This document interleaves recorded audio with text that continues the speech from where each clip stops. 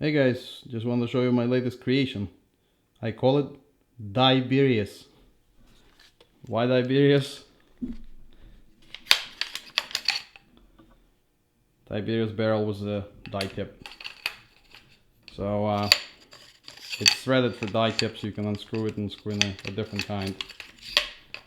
Makes the gun as loud as, or as quiet rather, as probably Ego 11 with a 14-inch barrel. Until you run out of ammo. When there's no paintball flying through the barrel, it's just as loud as a normal T9.1. This is T9.1, as you can see.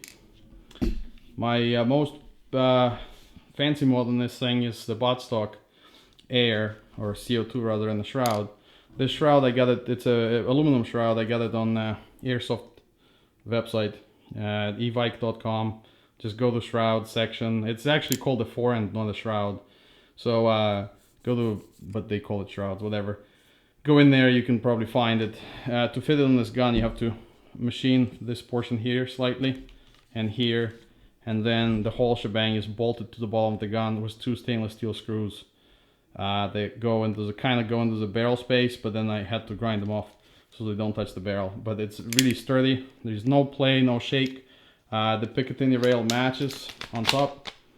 You can see it transitions from the gun. The only downside is you have this, but that's fixable. You have they're butted up, so you have no gap there, but it doesn't matter. So, but they're same level. There's no offset. This is pure luck, by the way. This was not measured or anything like that. I just basically milled it, bolted it on, and you know, I eyeballed it basically on the website. Put it on, and it worked. So it works great. So I stuck a little flashlight here. This is Maglite XL200.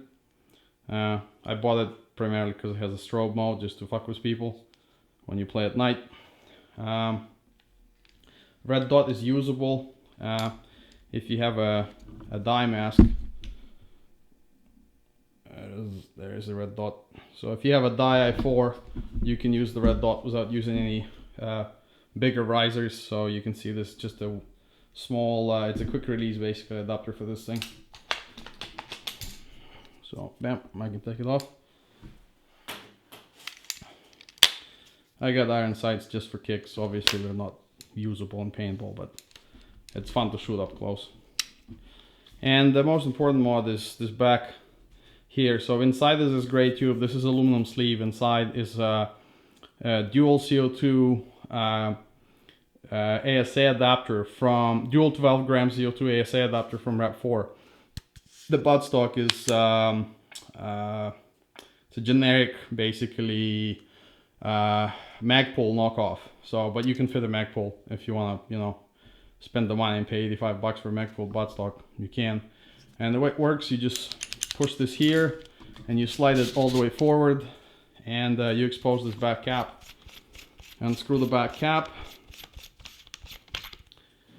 and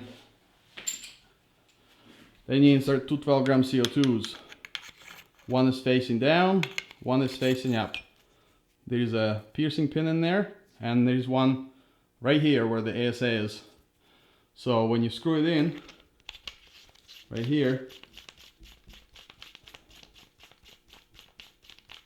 and then screw this portion in, that actually squeezes the tanks together and pierces this end and that end. So you have both 2 12 gram CO2s punctured at the same time.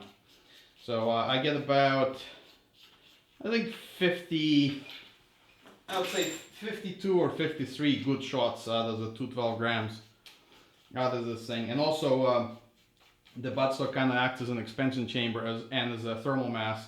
So the gun is relatively consistent because the CO2 expands inside this tube once it comes out of the 2 12 grams.